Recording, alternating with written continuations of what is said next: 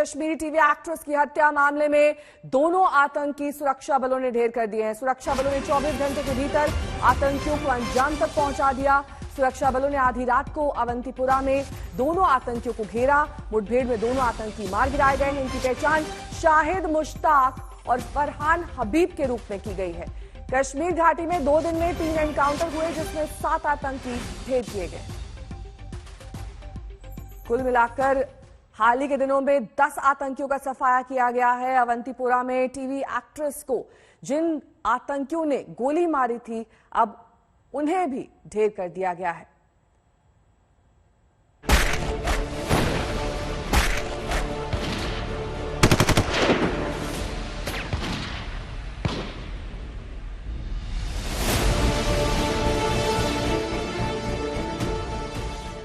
TV actress Amreen Bhatt का बदला सिर्फ 24 घंटे में मारने वाले अंजाम तक पहुंचा दिए गए। सुरक्षा बलों ने अमरीन भट्ट के घर में घुसकर हत्या करने वाले दोनों आतंकियों को मार गिराया। सुरक्षा बलों ने जम्मू कश्मीर के अवंतीपोरा में दोनों आतंकियों की घेराबंदी की। आधी रात चली मुठभेड़ में दोनों आतंकी ढेर हुए।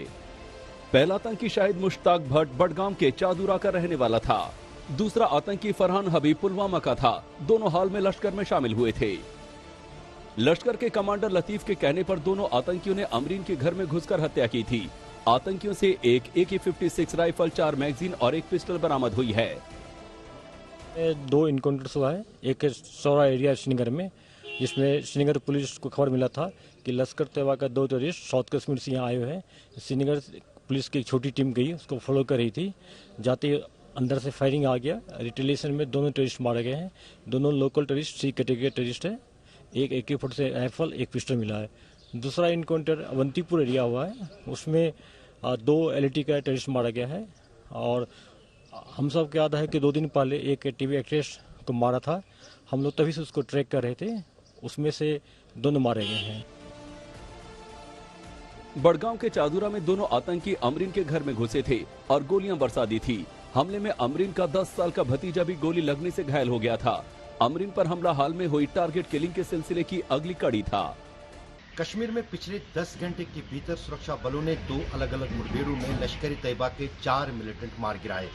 दरअसल पहली मुठभेड़ अवंतीपोरा इलाके में शुरू हुई कल शाम को देर शाम, जिसमें लश्कर तैयबा के 2 स्थानीय मिलिटेंट मारे गए हैं। और पुलिस का दावा है कि यही 2 मिलिटेंट जाडोरा में 2 दिन पहले एक टीवी कलाकार की हत्या में आरोपी थे और इन्होंने ही वो हत्याकांड अंजाम दिया था।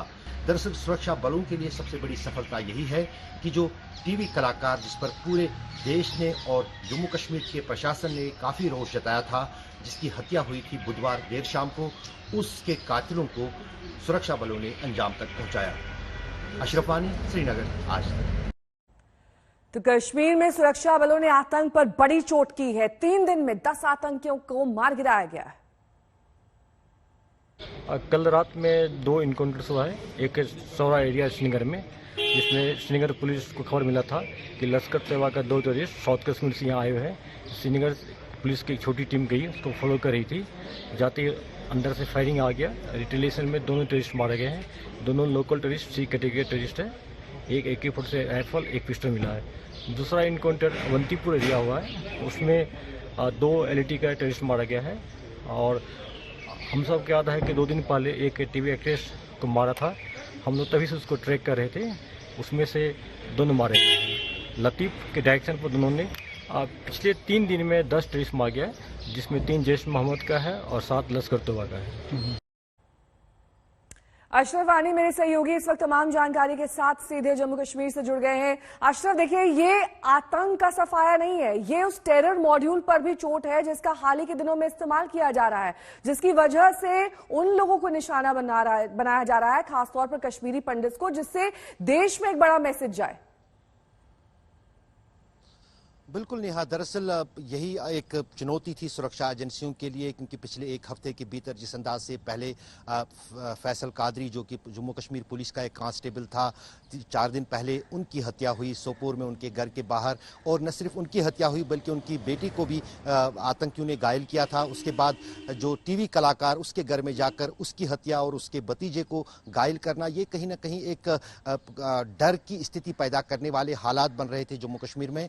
लेकिन सुरक्षा बलों ने इन हत्याओं के तुरंत बाद जो है पूरे कश्मीर में कई जगहों पर बड़े व्यापक ऑपरेशन शुरू किए और उसकी सफलता भी अब साफ दिख रही है। क्योंकि अगर पिछले 48 घंटे की बात करें तो 3 मुठभेड़ें जम्मू कश्मीर में हुई, जिसमें 10 आतंकी मारे गए हैं, जिनमें जैश ए मोहम्मद के 3 और लश्कर तैयबा के 7 हैं। और महत्वपूर्ण सफलता जो सुरक्षा बलों के लिए है और उस परिवार के लिए जिन्होंने अमरीन को खोया, चाडोरा जिले बडगाम जिले के चाडोरा इलाके की, कि उसके कातिलों को 24 घंटों के भीतर जम्मू कश्मीर पुलिस और सुरक्षा बलों ने अंजाम तक पहुंचाया और उनको इंसाफ दिलाया। तो बीती रात जो 2 मुठभेड़ें हुई थी, जैसे इंस्पेक्टर जनरल पुलिस कह रहे थे कि एक देर शाम को अवंतीपोरा इलाके में हुई थी, वहां पर 2 स्थानीय लश्कर मिलिटेंट मारे गए और पुलिस का कहना है कि उन्होंने ही अमरीन की हत्या की थी। तो कहीं ना कहीं एक तो परिवार को भी इंसाफ मिला और सुरक्षा बलों का भी बल बढ़ा कि 24 घंटे के भीतर उन्होंने अमरीन के परिवार को और अमरीन को इंसाफ दिलाया। बहुत बहुत शुक्रिया अशरफ इस तमाम जानकारी के लिए आपका। और ज्ञानवापी विवाद में मिले जिस शिवलिंग को लेकर देश और दुनिया में चर्चा हो रही है, उसको लेकर अदालत में कुछ गंभीर आरोप लग रहे हैं। हिंदू पक्ष का यह कहना है कि इस शिवलिंग से बेअदबी की गई है, इसको फव्वारे में तब्दील करने की कोशिश की गई। मुस्लिम पक्ष ने भी अपनी दलीलें पेश की।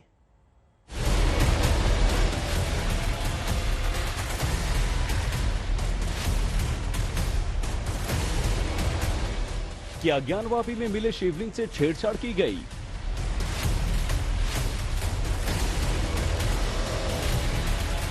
क्या शिवलिंग से बेअदबी की गई?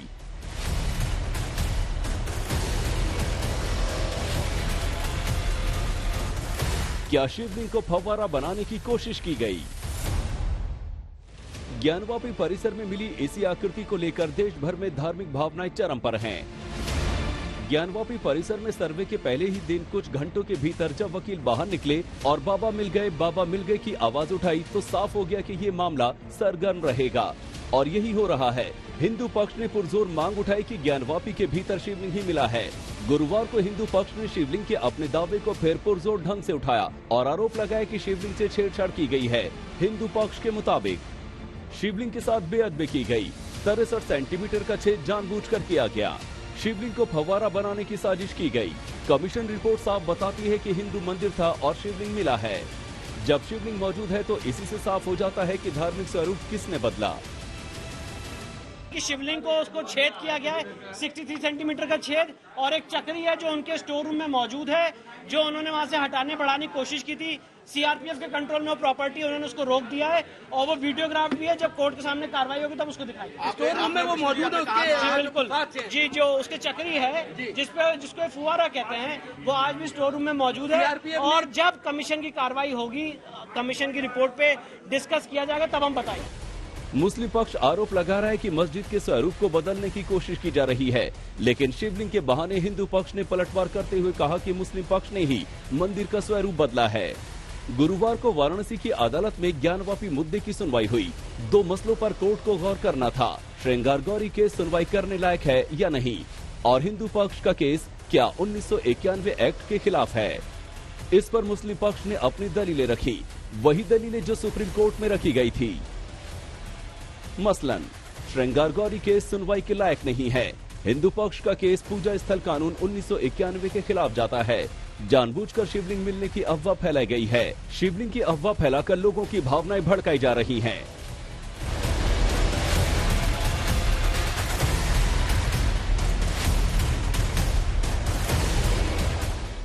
गुरुवार को दलीलों का दौर काफी लंबा चला। अब सोमवार को दोबारा मामले की सुनवाई होगी। अभिषेक मिश्रा, रोशन जायसवाल और उदय गुप्ता के साथ कुमार अभिषेक, वाराणसी, आज तक।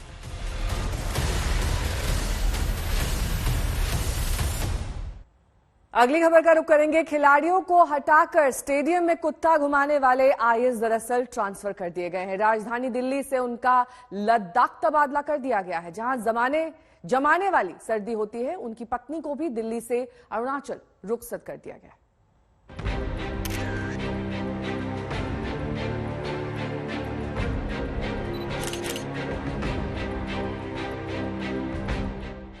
ये दिल्ली के बहुत बड़े अफसर आईएएस संजीव खिरवार का पालतू कुत्ता है। जहां अफसर और अफसर के पालतू की वॉक के लिए स्टेडियम में खिलाड़ियों की प्रैक्टिस तक रोक दी जाती रही। आईएएस संजीव खिरवार और उनकी आईएएस पत्नी रिंकू, जो अपने कुत्ते के साथ दिल्ली के त्यागराज स्टेडियम में आती थी। जो आईएएस पति पत्नी कुत्ता टहलाने के लिए खिलाड़ियों को स्टेडियम से बाहर करा दे रहे थे। अब गृह मंत्रालय ने कड़ी कार्रवाई करते हुए आईएएस पति पत्नी को ही दिल्ली से बाहर कर दिया। आईएएस संजीव खिरवार का ट्रांसफर दिल्ली से अब लद्दाख कर दिया गया है।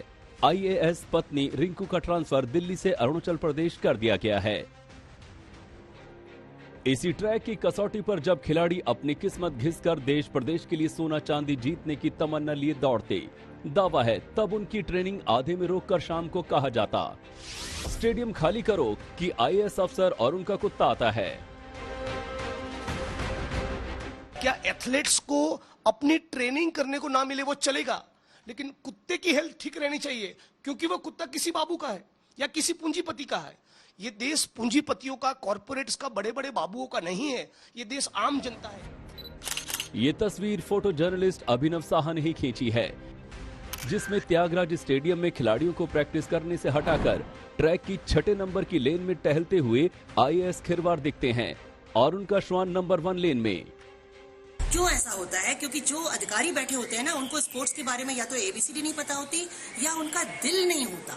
मतलब कहते हैं दर्द जब तक नहीं होगा एक खिलाड़ी वाला, तब तक आप ऐसे काम करते रहेंगे, ऐसे काम होते रहेंगे और खिलाड़ियों को इस तरह का बिहेवियर जो होता है, इसको खिलाड़ियों को गिनी पिग मानने लगे। अब वापस दिल्ली के स्टेडियम रात 10 बजे तक खिलाड़ियों के लिए खुलेंगे। अब स्टेडियम में अधिकारी और अधिकारी का कुत्ता नहीं, बल्कि तय समय में पूरी तन्मयता से खिलाड़ी प्रैक्टिस करेंगे। नितिन श्रीवास्तव और मुनीश पांडे के साथ सुशांत मेहरा, दिल्ली आज तक। और अब रुक करते हैं उस स्टेडियम का, जहां खिलाड़ियों को बाहर कर आईएएस दंपत्ति कुत्ता घुमाते थे।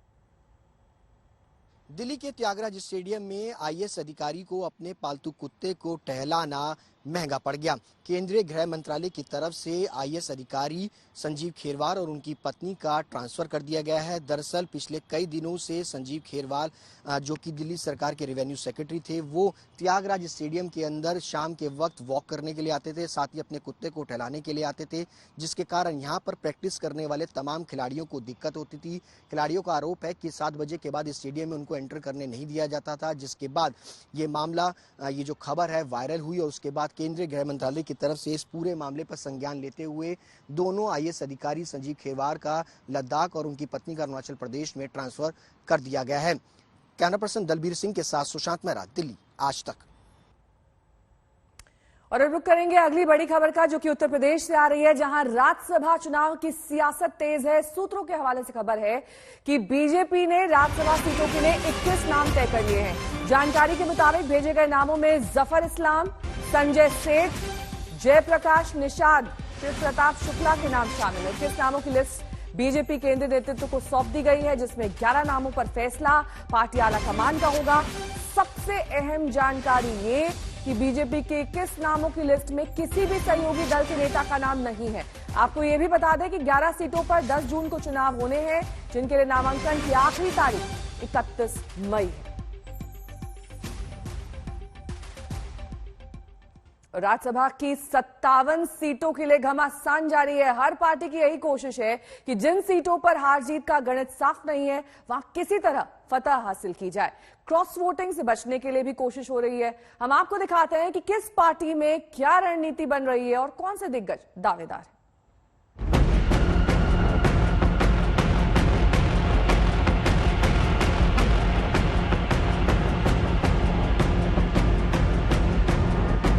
राज्यसभा की 57 सीटों के लिए रेस शुरू हो गई है।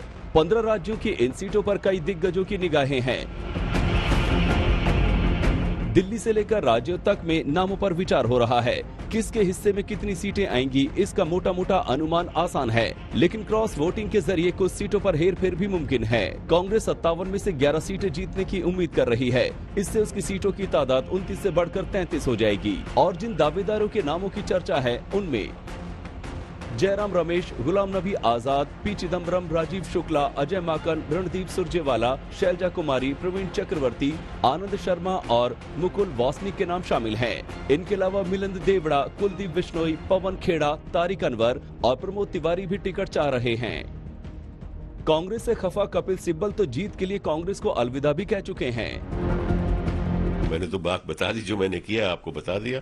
16 तारीख मैंने इस्तीफा दिया था और अभी मुझे समाजवादी के समर्थन के द्वारा मुझे निर्दलीय के रूप में मुझे प्रत्याशी बनाने की प्रयास हो रहा है। अब देखते हैं, इलेक्शन होगा जब तब देखेंगे। What is that ideology? It's the ideology is the opposition also. सभी दलों की आइडियोलॉजी है इंक्लूसिव इंडिया। उसी आइडियोलॉजी के आधार पर हम आगे बढ़ेंगे। बीजेपी में भी 10 जून को होने वाले चुनाव के लिए नामों पर मंथन चल रहा है।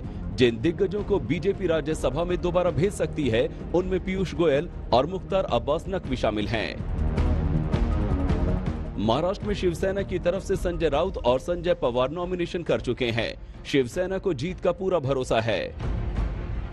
शिवसेना के 2 उम्मीदवार, एक मैं हूँ और हमारे संजय पवार है, दोनों ने नॉमिनेशन फाइल किया है और दोनों जगह पर शिवसेना की जीत होगी। राज्यवार देखें तो महाराष्ट्र में जंग दिलचस्प है। यहाँ 6 सीटें हैं, जिनमें से 2 सीटें बीजेपी आसानी से जीत सकती है। एक सीट एनसीपी, कांग्रेस और शिवसेना को जाएगी। महाराष्ट्र से 6ठी सीट पर सस्पेंस है। शिवाजी के वंशज संभाजी ये सीट चाह रहे हैं। कांग्रेस के स्थानीय नेता दोबारा चिदम्बरम को भेजने का विरोध कर रहे हैं। झारखंड में 2 सीटें हैं। एक सीट पर जेएमएम की जीत तय है, दूसरी सीट कांग्रेस मांग रही है। राजस्थान में कुछ कांग्रेस विधायकों ने नाराजगी के सुर दिखाए हैं। ऐसे में कांग्रेस की एक सीट फंस सकती है। बिहार में भी नाम पर माथापच्ची चल रही है। गुरुवार को इसको लेकर नीतीश कुमार ने आरसीपी सिंह के साथ बैठक की, जिसमें जेडीयू अध्यक्ष ललन सिंह भी मौजूद रहे। देखना ये होगा कि किन दिग्गजों के लिए उच्च सदन की राह आसान होती है। ब्यूरो रिपोर्ट, आज तक।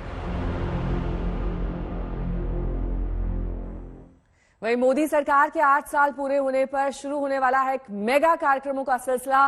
देश के कई हिस्सों में इस मौके पर कई बड़े कार्यक्रमों का आयोजन किया जाएगा। खुद प्रधानमंत्री 8 साल पूरे होने के मौके पर एक बड़ी किसान रैली को शिमला में 31 मई को संबोधित करेंगे। कार्यक्रम से लाखों किसान जुड़ेंगे।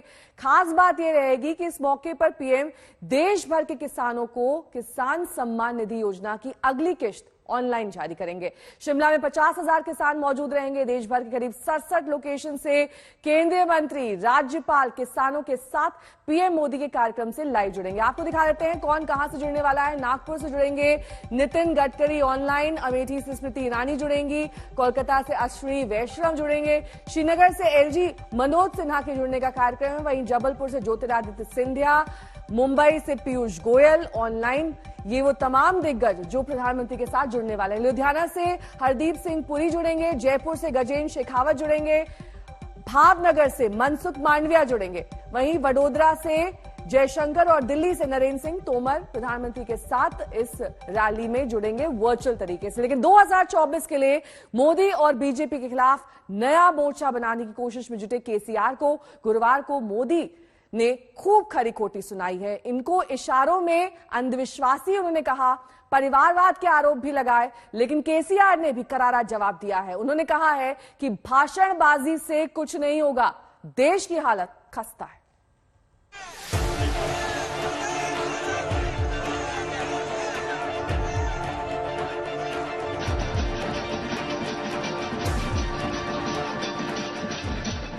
मिशन दक्षिण पर निकले प्रधानमंत्री नरेंद्र मोदी ने चेन्नई और हैदराबाद से अपने विरोधियों पर गिन गिनकर सियासी हमले किए।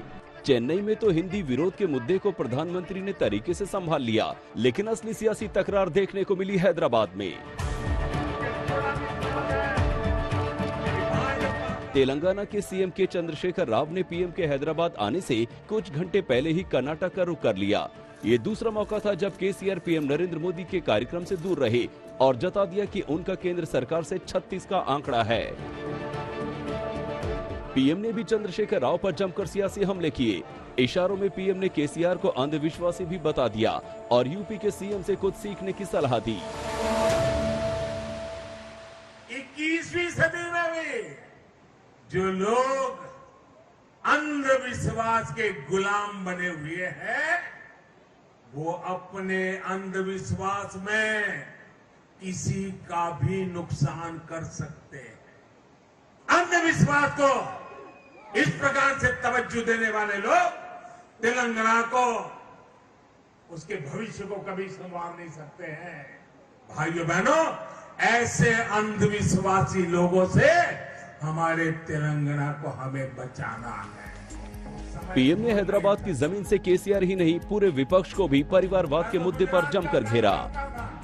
आज 21वीं सदी के भारत के लिए परिवारवाद से मुक्ति, परिवारवादी पार्टियों से मुक्ति एक संकल्प भी है और एक नैतिक आंदोलन भी है। जहां जहां परिवारवादी पार्टियां हटी है, उनका अस्त हुआ है, वहां वहां विकास के रास्ते भी खुले हैं। पीएम ने केसीआर के गढ़ हैदराबाद में उन पर सियासी वार किए तो इसका जवाब केसीआर ने बेंगलुरु से दिया, जहां वो पूर्व पीएम देवगौड़ा से मिलने गए थे। केसीआर ने देश के हालात का हवाला दिया और कहा कि सिर्फ भाषणों से कुछ नहीं होगा। सरकार कांग्रेस का बनेगा, कांग्रेस के बिना बनेगा, बीजेपी का बनेगा, किसका बनेगा ये बात नहीं है। एक उज्जवल हिंदुस्तान बनेगा, इतना मैं कह सकता हूँ। उज्जवल हिंदुस्तान बनने का सारा प्रयास करना चाहिए। भाषणबाजी तो बहुत होता है, प्रॉमिसेस बहुत किए जाते हैं, लेकिन होता यह है, असलियत क्या है? इंडस्ट्री क्लोजर हो रहा है, जीडीपी क्रैश हो रहा है, inflation on the high rise है, रुपया पूरा कंप्लीटली गिर गया है, never before in the history. KCR 2024 के सियासी रण से पहले बीजेपी के खिलाफ रीजनल पार्टियों को साथ लाकर एक मोर्चा बनाने की कोशिश में जुटे हैं। ऐसे में आने वाले दिनों में इसी तरह के सियासी वार प्रतिवार खूब देखने को मिलेंगे। हैदराबाद से आशीष के साथ अक्षय, चेन्नई आज तक।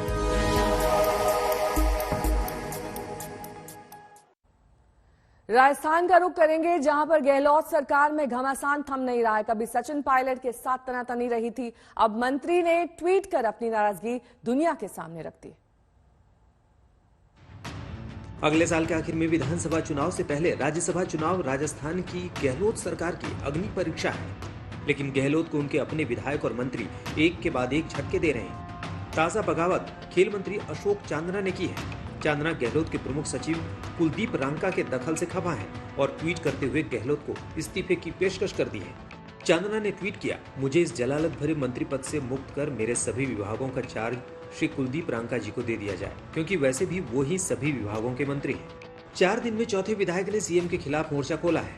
सारे विधायक अफसरशाही से परेशान हैं। बेगू के एमएलए राजेंद्र विधूड़ी ने कहा है कि रीड पेपर लीक की जांच नहीं हो रही।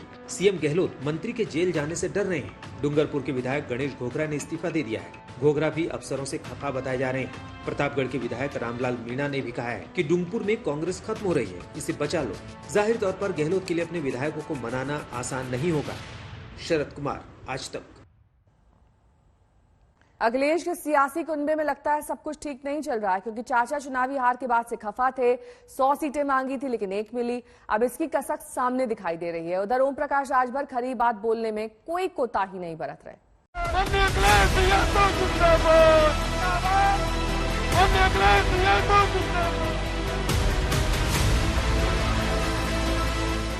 पहले बीजेपी के हाथों विधानसभा चुनाव में हार और अब 2 महीने के भीतर ही अपनों के बागी सुर। समाजवादी पार्टी के प्रमुख अखिलेश यादव के लिए सियासी डगर चुनावी हार के बाद मुश्किल हो रही है। विकास के मुद्दे पर अखिलेश यादव विधानसभा के भीतर डिप्टी सीएम केशव मौर्य के साथ सीधे जुबानी जंग लड़ रहे हैं, लेकिन उसी विधानसभा में उनके चाचा शिवपाल यादव हैं कि भतीजे की जमकर खबर ले रहे हैं।